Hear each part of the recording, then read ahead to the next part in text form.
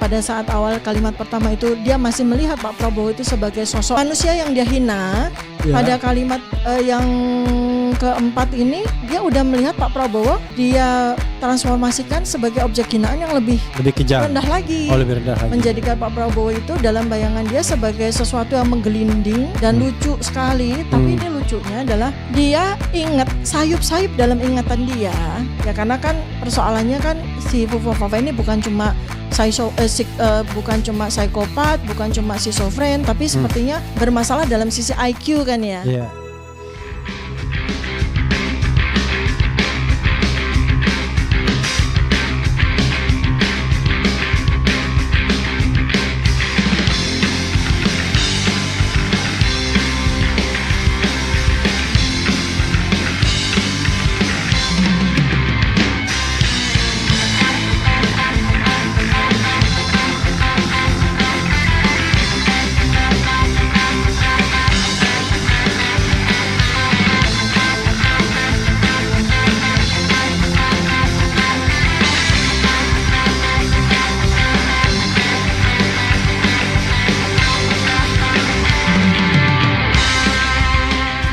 Jadi sebagai orang yang menekuni dan mempelajari bidang behavior neuroscience, tentu saja apa yang menjadi fenomena Fufu Fafa ini kan sangat menarik dari sudut pandang ilmu ya, dari sudut pandang kajian. Jadi saya lihatnya tuh dari aspek Fufu Fafa ini saya jadikan sebagai subjek kajian neuroscience dari sekian banyak postingan-postingan. Nih, mohon maaf dok, agak dekatin sedikit. Nah, jangan, ya? Nah, jangan di tangan di sini depan. Gimana? Nah, ya oke, silakan dok. Jadi subjek peneliti itu kan biasanya kalau lihat sesuatu yang menarik bagi dia untuk dikaji dari ilmu dia gitu ya. Nah, apalagi nih Fufu Fafa dengan sekian banyak postingan-postingan dia itu sangat menarik bagi saya sebagai bahan kajian karena banyak sekali simptom-simptom yang keluar. Kemudian saya juga lihat dari sisi kapan dia posting gitu ya. Waktu-waktu kapan dia posting itu menarik buat saya untuk kemudian melakukan semacam mapping gitu ya terhadap apa yang menjadi behavior dia, habit dia, preferensi dia, bagaimana cara dia berpikir, bagaimana cara dia memproses tentang sikap pandang dia terhadap sesuatu dan terhadap seseorang. Terutama terhadap seseorang yang kemudian setelah kita lakukan kajian secara konsistensi dari bagaimana dia melihat seseorang sebagai subjek preferensinya dia dalam hal ini Fufu Fafa itu terlihat sangat obsesif dengan dua sosok. Oke. Karena banyak sekali postingan-postingan dia terkait dengan dua sosok ini. Banyak sosok yang lain banyak. Yeah. Tapi ada dua sosok yang sangat menarik minat dia sampai menimbulkan obsessive compulsiveness. Obsessive compulsiveness. Ya. Luar biasa. Obsessive compulsiveness. Oke. Bahasa awamnya itu obsesi, atau kan obsesi Iya. yang terlalu berlebihan Oke. ya, terhadap dua subjek Oke. ini. Ya.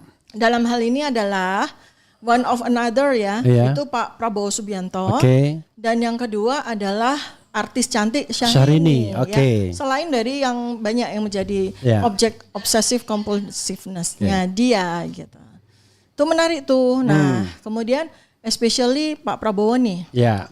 Karena kita melihat sebuah konsistensi dari selain obsessive compulsiveness itu juga maniakal.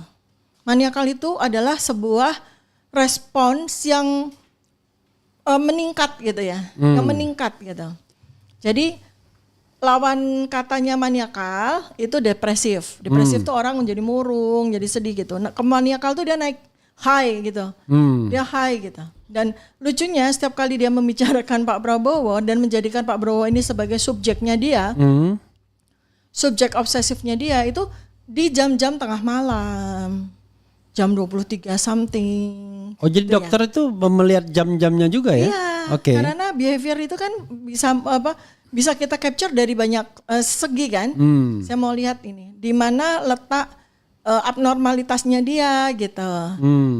Kayak dulu yang waktu saya pernah bahas ya, kalau tengah malam itu kan sebetulnya hormon kita itu udah berubah kan.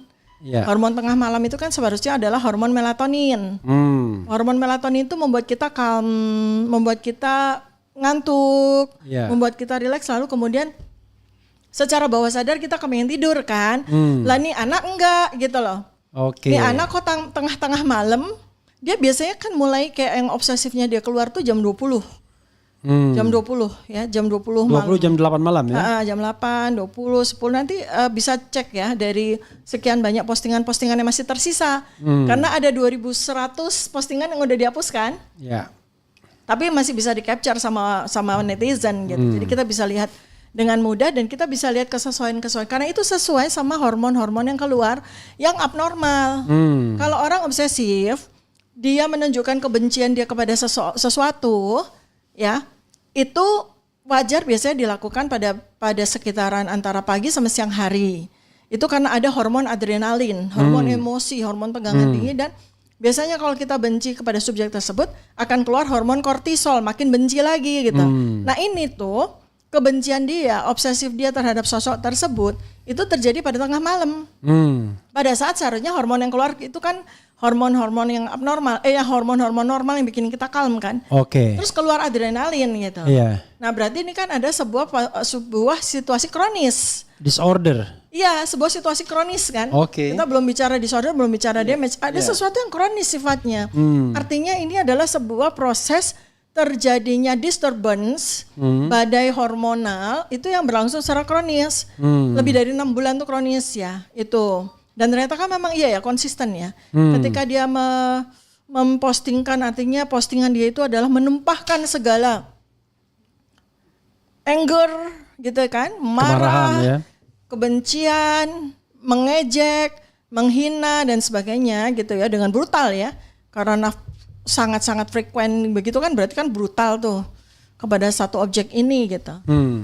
Itu dilakukan pada malam hari. Nah berarti kan ada yang mengalami disorder nih di dalam proses otak dia bekerja secara function. Artinya otaknya mengalami malfunction, ya kan? Karena seharusnya pada waktu itu otak akan memproduksi hormon-hormon yang calm, yang bikin kita jadi nyenyak tidur, bikin kita jadi mimpi indah gitu kan. Tapi ini enggak, ruin gitu, malam harinya dia tuh ruin. Malam harinya dia tuh gaduh gelisah. Bergelora. Bukan bergelora, gaduh gelisah. Bahasa kejiwaannya. Gaduh gelisah. Gaduh gelisah. Nah, ada apa tuh pada sebuah proses yang sebelum mencapai disturbance, disorder, akhirnya jadi damage, itu ada apa tuh? Apa yang terjadi pada dirinya? Itu ya dari sisi proses secara function sampai jadi malfunction. Oke, Dok, kita nih kan karena untuk orang awam ya. Kita satu-satu kita telaah ya. Oke, mengenai sosok ya. Kata dokter tadi ada 2 sosok yang obsesif, compulsiveness. Jadi objek obsesif kompulsifnya. Jadi dia sangat terobsesi dengan 2 sosok ini. Tapi pasti different direction ya. Masa dia masa sama Syahrini sama Prabowo sama ininya kan nggak mungkin kan, different direction mungkin ya. Pertanyaan saya, kenapa dia terobsesi dengan Prabowo dulu? Nah ini kan lucu ya. Iya. Karena kalau kita lihat dari yang terakhir kita bisa capture, netizen bisa capture itu kan sekitaran bulan Juni gitu, tahun 2014, Agustus gitu ya. Artinya pada waktu tahun 2014 itu kan Prabowo sudah dinyatakan kalah toh.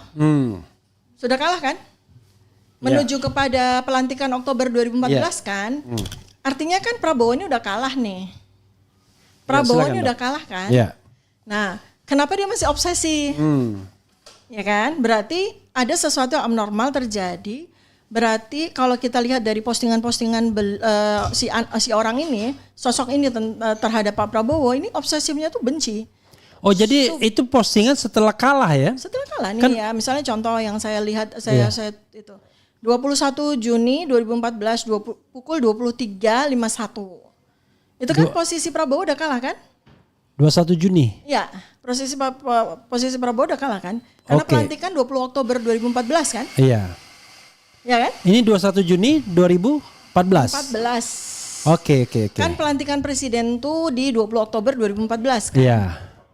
Artinya kan udah kalah tuh. Tapi dia masih benci. Iya. Benci secara abnormal. Enggak, saya mengingat-ingat 2014 itu kapan ya pilpresnya, kalau nggak salah 17 April kalau nggak salah. Oke lah, oke, go ahead. Sudah kalah. Iya, sudah kalah. Sudah Oke. kalah, Iya. sudah kalah. Iya.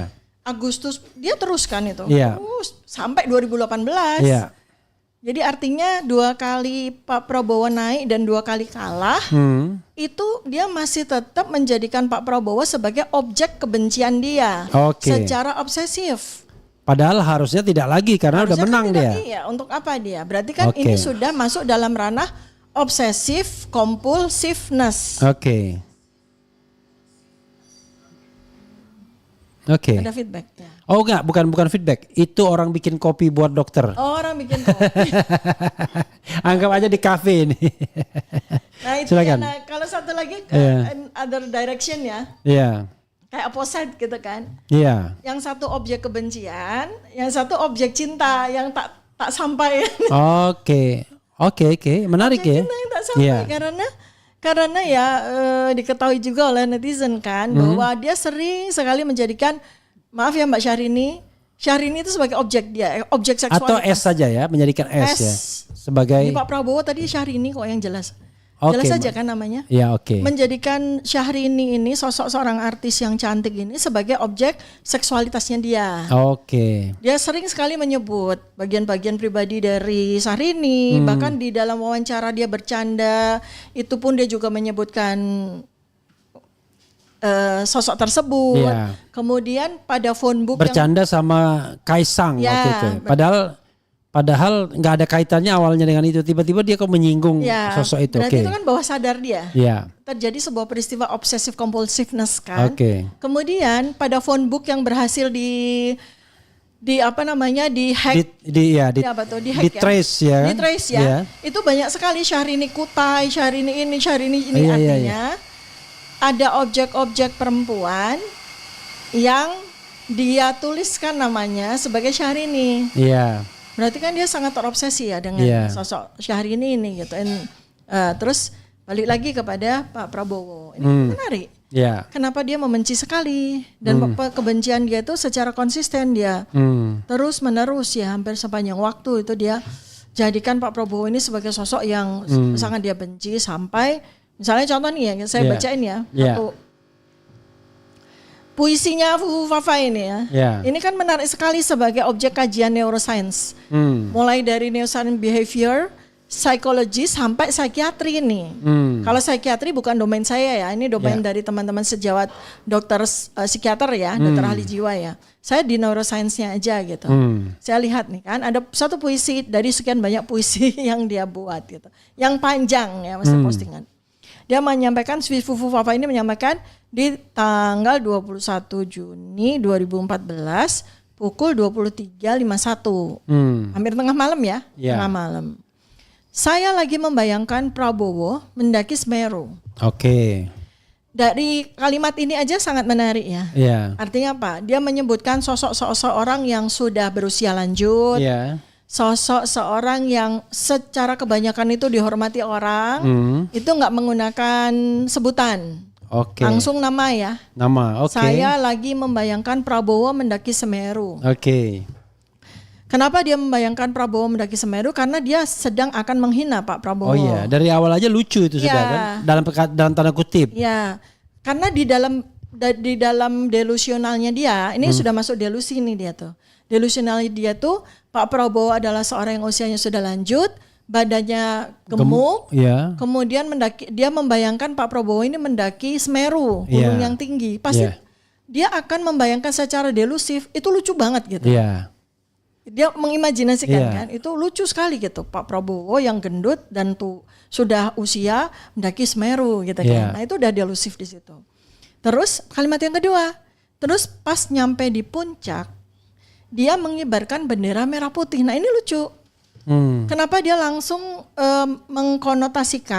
mengkorelasikan antara Pak Prabowo dengan bendera merah putih? Kan lucu nih. Berarti ya di dalam bawah sadar dia, pikiran dia masih delusif. Itu dalam konteks Pak Prabowo mendaki Gunung Semeru dan Pak Prabowo mengibarkan bendera merah putih, itu terjadi sebuah flight of ideas, loncat pikir. Sangat khas pada schizofren ya. Sangat khas itu pada penderita yang menunjukkan psikosis tipe schizofrenia gitu. Ya. Ini dia. Saya kasih kopi dong. Terima kasih. Katanya kopinya nggak perlu manis.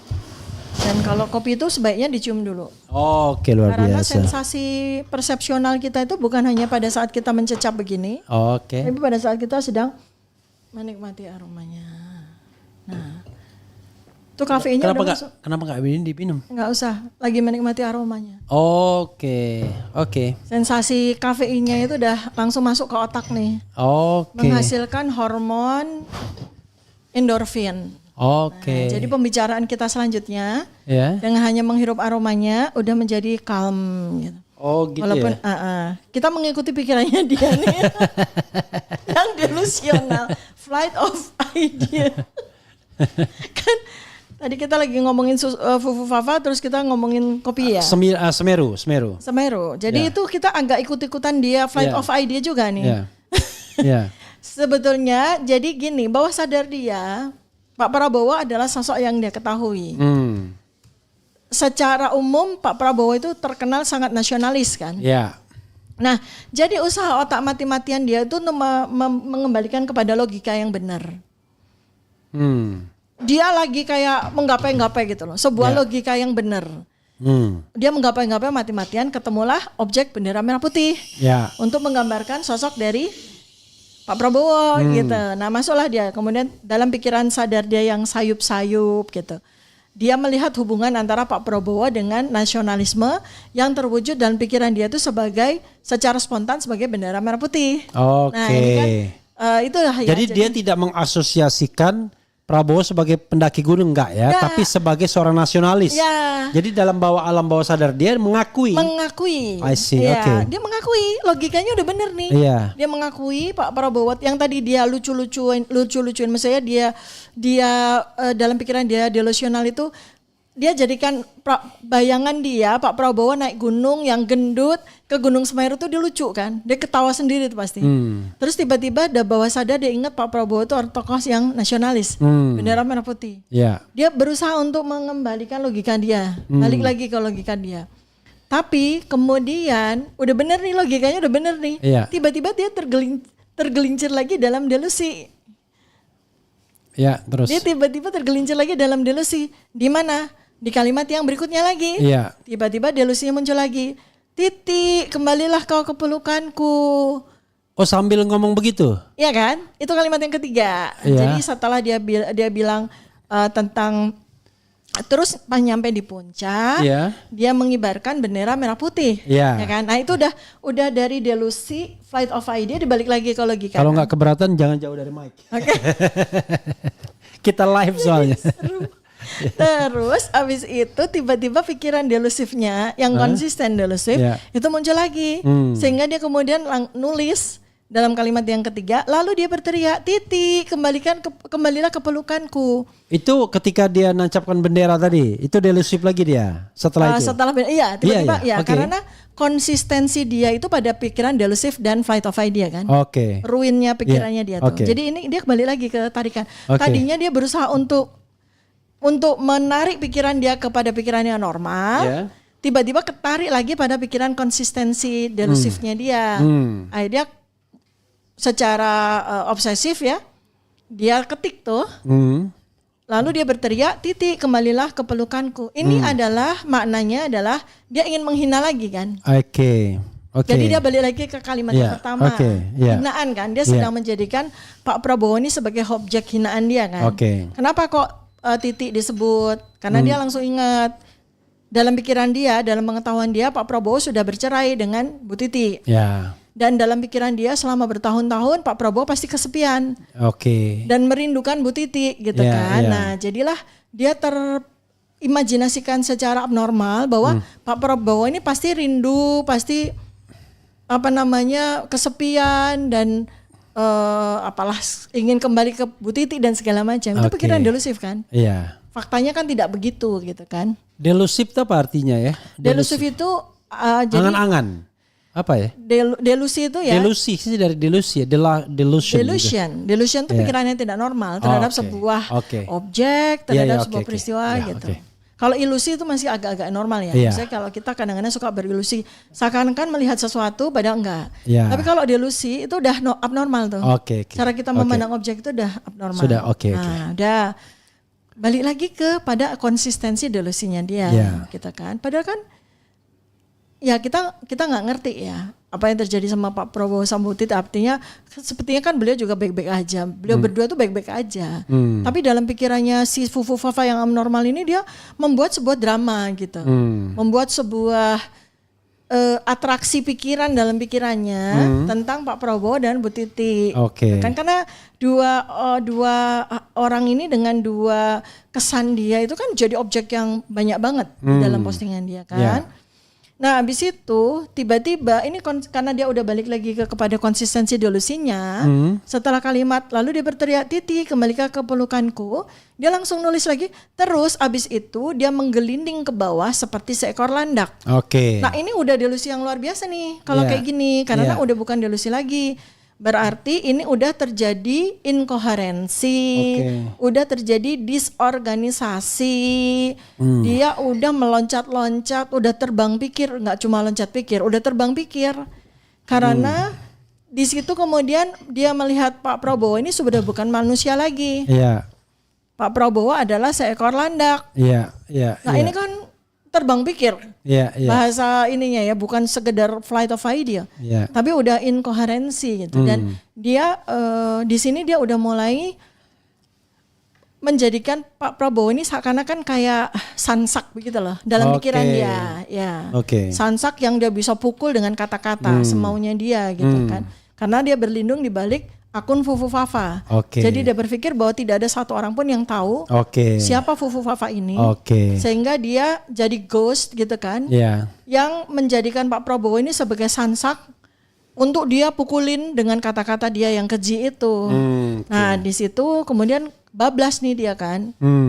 Pada saat awal kalimat pertama itu dia masih melihat Pak Prabowo itu sebagai sosok manusia yang dia hina. Pada kalimat yang keempat ini dia udah melihat Pak Prabowo dia transformasikan sebagai objek hinaan yang lebih kejam, rendah lagi. Lebih rendah lagi. Menjadikan Pak Prabowo itu dalam bayangan dia sebagai sesuatu yang menggelinding dan lucu sekali. Tapi ini lucunya adalah dia ingat sayup-sayup dalam ingatan dia ya, karena kan persoalannya kan si Fufu Fafa ini bukan cuma psikopat, bukan cuma schizofren, tapi sepertinya bermasalah dalam sisi IQ kan ya. Jadi dia punya kosakata, dia punya literasi yang sangat terbatas. Tapi sayup-sayup kali-kali waktu kecil dia ngeliat Animal Planet gitu kan. Terus dia ngeliat ada binatang sesuatu yang bisa bergelung dan bisa berguling-guling. Pikiran dia itu landak, padahal itu adalah terenggiling. Nah, kalau landak kan rambutnya lancip-lancip, gimana dia mau? Betul. Jadi terenggiling ya kan? Terenggiling itu dalam rangka dia mau memproteksi dirinya atau dia berpindah, itu kan dia bisa menggulung begitu lalu kemudian menggelinding. Nah, mungkin pada suatu ketika dia melihat itu entah itu di Animal Planet, entah itu di mana gitu kan. Tapi dia lupa itu namanya terenggiling, bukan landak. Yang dia ingat landak, makanya dia tulis secara ini landak gitu kan. Ini kan menarik banget. Otaknya dia lupa tentang sebuah objek yang namanya terenggiling, maka dia ambil secara sembarangan landak. Gitu. Nah ya, jadi bayangin aja ya, Fufu Fafa ini mengasosiasikan sosok seorang yang dihormati orang banyak, Pak Prabowo Subianto, itu dia asosiasikan dengan seekor binatang. Seekor binatang yang di dalam bayangan dia tuh menjadi objek lucu-lucuannya dia. Binatang itu menggelinding, terguling-guling. Ya kan? Nah, pasti dia ketika sedang mengetik gitu, dia pasti sedang terpingkal-pingkal, membayangkan sendiri kan dalam kayak orang di bangsal jiwa yang suka ketawa-ketawa sendiri tuh. Atau orang di pinggir jalan yang dia menderita gangguan jiwa. Kan sometimes dia suka ketawa-ketawa sendiri kan. Nah, itu pikiran delusinya lagi kerja. Yeah. Dia membayangkan sesuatu yang bizar gitu kan. Yeah. Itu kan dia lucu tuh. Nah abis itu lebih lucu lagi kalimat terakhir. Pas nyampe di bawah, dia langsung beli jagung bakar. Ini lucu banget. Yeah. Flight of idea lagi. Oke. Kenapa kok jagung bakar ya? Nah, Di puncak pas. Ya, karena dia tadi masih sayu-sayu inget dia nulis Semeru. Iya. Berarti setting cerita imajinasi delusinya itu kan di sebuah puncak gunung gitu kan. Iya. Dan langsung dia flight of idea bahwa kalau di gunung tuh kalau dia udah turun, kalau orang udah turun terguling-guling, maka turun itu ada ada orang-orang yang jual jagung bakar. Padahal itu settingnya di puncak mas. Iya. Padahal dia lagi ngomong Semeru kan gitu ya. Iya. Betapa disorganisasinya, destruktif banget gitu pikiran seorang Fufu Fafa ini ya. Atau misalnya saya potong sedikit, udah selesai 4 kalimat itu. Udah. Apa enggak sebaliknya menunjukkan bahwa dia pandai, dia menunjukkan imajinasi yang liar, menunjukkan hal-hal yang unpredictable. Kalau misalnya saya katakanlah saya advocate-nya Fufu Fafa gitu. Enggak begitu dok? Oh, enggak dong. Enggak ya. Proses berpikir seorang cerdas ketika dia sedang melakukan imajinasi itu enggak destruktif. Oke. Ya ini ya poin penting ya untuk menunjukkan kadang-kadang suka gini karena saking liarnya pikiran seorang schizofrenik. Ya. Kan liar banget. Iya. Pikiran schizofrenik itu liar banget. Kayak borderless banget. Kadang-kadang muncul. Schizophrenic itu apa ya? Saya sering dengar. Schizophrenia itu adalah gangguan jiwa dalam stage yang paling terminal, lebih di atas hancur. paranoid gitu ya. Paranoid itu sign and symptoms termasuk bagian dari kelompok schizofren. Oke. Fase awal. Jadi schizofren itu jiwanya udah terbelah. Saya pernah mendengar seorang tokoh besar dunia yang schizofrenia itu siapa misalnya? Oh banyak. Oke. Banyak. Misalnya pemenang hadiah Nobel fisikonomik namanya John Nash. John Nash itu seorang jenius schizofren. Oke. Seorang jenius schizofren karena ya. Silakan dok. Nah, balik lagi. Tapi jangan kemudian mengeneralisir bahwa setiap schizofren itu pasti jenius, enggak. I see. Karena jenius, schizofren. Okay. Kebetulan aja John Nash itu jenius dan schizofren. Kebetulan aja. Yeah. Ada idiot schizofren ada. Oke. Ada low IQ schizofren ada. Ada high IQ schizofren ada. Oke, jadi schizofren itu bukan penyakit bawaan orang jenius ya? Bukan. Ya, Bukan.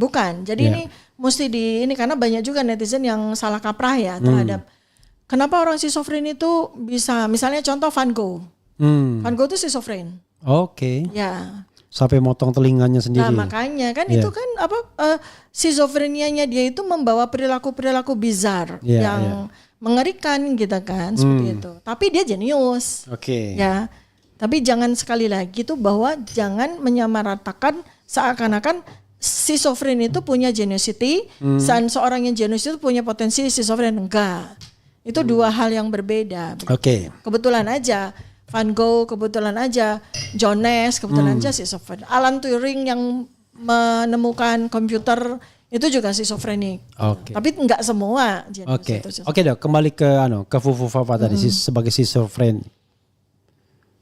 Jagung bakar, lompat dia flight of ideas lagi. Flight of idea, inkoherensi, delusi, ambiguity, kemudian pikiran yang tidak nalar lah gitu ya. Jadi dia itu kayak gini, dia itu schizofren itu karena jiwanya udah terbelah-belah sehingga tidak menyatu lagi antara jiwa kemudian physically-nya dia itu udah terpisah.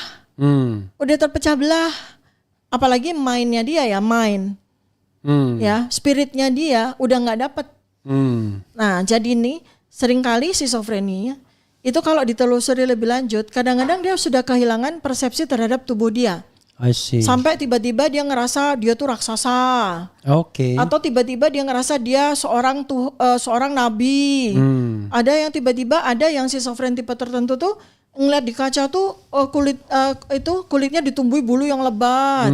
Ada yang tiba kayak gitu-gitu. Jadi delusinya itu udah yang seperti itu. Mungkin kalau seandainya Fufu Fafa itu bisa dihadirkan di depan psikiater, kelompok psikiater yang bisa melihat sign and symptom dan menggali secara deep dive, dan itu nggak bisa dalam hitungan menit, karena itu harus hanya bisa dilihat dalam berbulan demi bulan begitu. Karena ingat ya, ini ada sebuah yang mungkin orang awam nggak ngerti. Seorang penderita gangguan jiwa itu sangat manipulatif, manipulatif banget. Manipulasinya tuh gimana? Orang bakal terkecoh di tahap awal. Dia akan menampilkan sosok yang lembut, sosok yang baik. Itu orang penderita gangguan jiwa tuh pinter banget manipulasi. Tapi nanti dia nggak akan tahan bersikap manipulasi yang tidak sesuai sama defeknya dia. Dia akan balik gitu. Jadi itu yang kadang-kadang sangat berbahaya ya. Ya itu kan memang kayak orang gila kadang-kadang suka mempersuade orang gitu. Tapi kemudian tiba-tiba dia mau memukul atau menyakiti ya.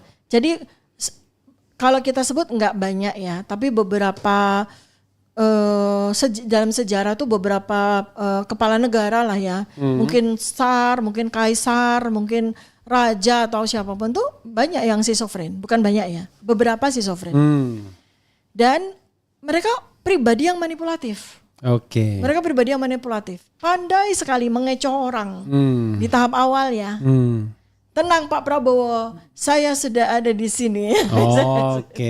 Contoh, ini bukan relate ya, tapi menunjukkan kalau perilaku-perilaku manipulatif untuk menyembunyikan atau mengcover kekejian yang sesungguhnya ada pada dirinya. Itu dia cover dengan perilaku-perilaku yang sangat manis, cium tangan dan sebagainya kepada siapapun.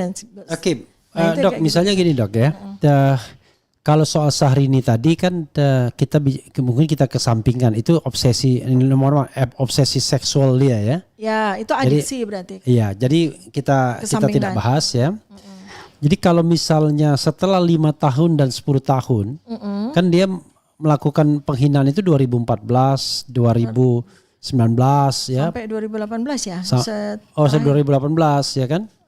Ini ada 2018 nih. Nah, 2019 juga mungkin kalau konteksnya Pilpres juga kan. Itu mungkin nggak watak itu adalah watak yang baru muncul karena kontestasi politik atau watak bawaan ya, dan kemudian bisa nggak itu bisa berubah setelah dia katakanlah sekarang harus berkolaborasi dengan orang yang membuat dia obsesif compulsiveness tadi. Silakan dok. Ya, kalau gangguannya masih gangguan kepribadian, biasanya dengan konseling. Jadi kalau jiwa itu ada stage ya. Kalau gangguannya itu masih gangguan kepribadian, berarti jiwanya belum terpecah, masih utuh.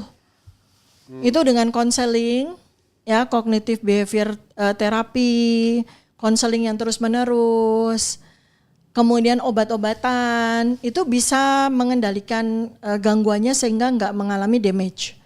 Tapi kalau sudah gangguan jiwa, apalagi udah schizofrenik, berarti jiwanya udah terpecah-pecah, itu sudah irreversible.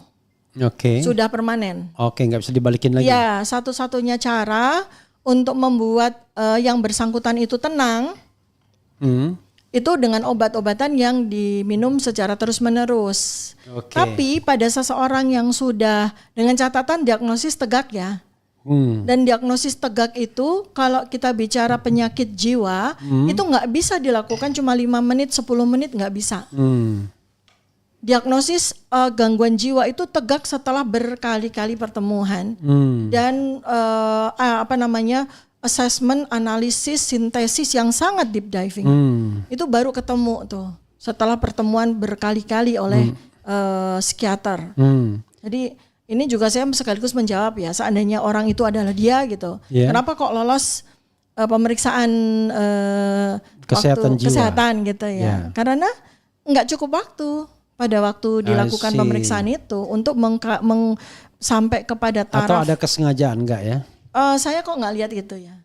Karena kan ada isu pada waktu itu kan ID tidak dilibatkan dalam pemeriksaan kesehatan apa-apa. Kalau ID sih sebenarnya nggak jadi meter ya. mau Oke. dilibatkan atau tidak. Karena dokter yang melakukan pemeriksaan kan itu juga anggota ID semua. I see. Anggota ID kan anggotanya adalah dokter-dokter yang masih mengurus SIP-nya. Otomatis kan dokter-dokter yang melakukan pemeriksaan kan semua kan masih punya Intinya SIP. nggak cukup waktu untuk menyimpulkan. Ya, kalau sampai ke level tersebut. Dan ingat tadi yang saya bilang bahwa penderita gangguan jiwa, apalagi kalau sudah tipenya schizofren itu manipulatif sekali.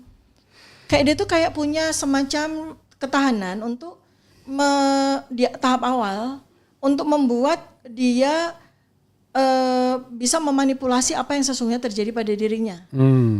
Dengan menampilkan charm, menampilkan sebuah ya sosok yang gimana lah gitu. Dokter kan pernah tadi saya belum dijawab tuh. Apakah bisa berubah dia terhadap sosok yang dihinanya tadi? Saya bilang tadi irreversible, Oh, permanen. Oke. Kalau sudah di tahapan gangguan jiwa yang paling paling terminal yang disebut sebagai schizofren, ya itu artinya gangguan jiwanya itu sudah jiwanya itu sudah damage. Itu yang bisa dilakukan kepada yang bersangkutan. Ya. Itu ada 3. 1, minum obat terus menerus, kemudian terapi kejut listrik untuk sekedar membantu untuk menstabilkan listrik otaknya sehingga dia tidak eksaltasi, dia tidak mengamuk dan sebagainya atau tidak destruksi dan sebagainya. Atau ini zaman dulu ada namanya lobotomi. Jadi sebagian dari otak yang udah rusak itu diambil. Oke. Itu tapi sudah praktek lobotomi itu sudah lama tidak dilakukan. I see. Tapi dulu ya cukup membantu, terutama untuk para penderita schizofren yang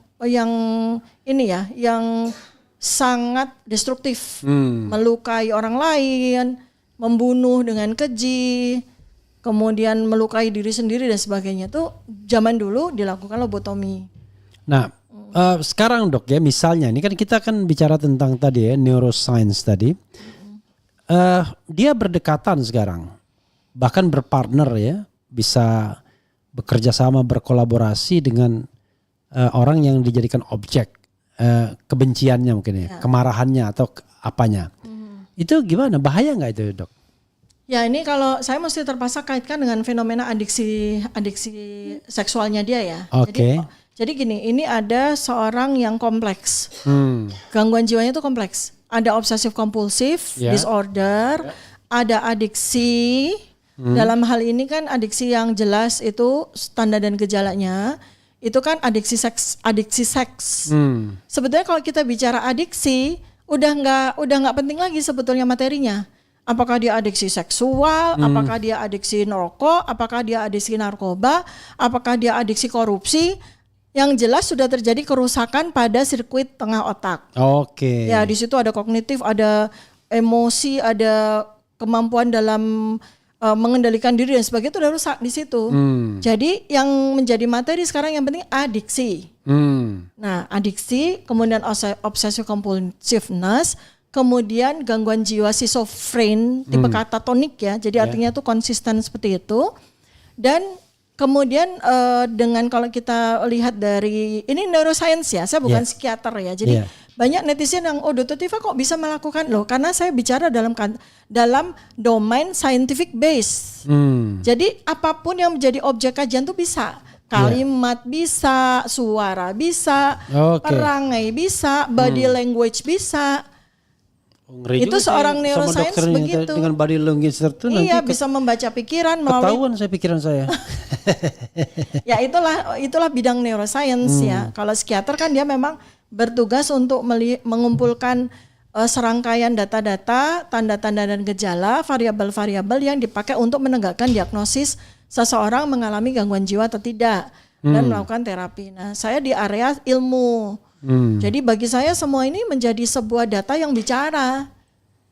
Jangankan kalimat-kalimat yang konsisten seperti ini, yang bahkan dengan AI pun juga bisa, AI akan bisa membaca kalimat-kalimat ini. Dia schizofren pun bisa banget. Dari body language-nya yang katatonik aja, yang body language nih ya, jalan agak menunduk, jalan agak menunduk dan katatonik. Jadi kayak robot. Coba perhatiin deh.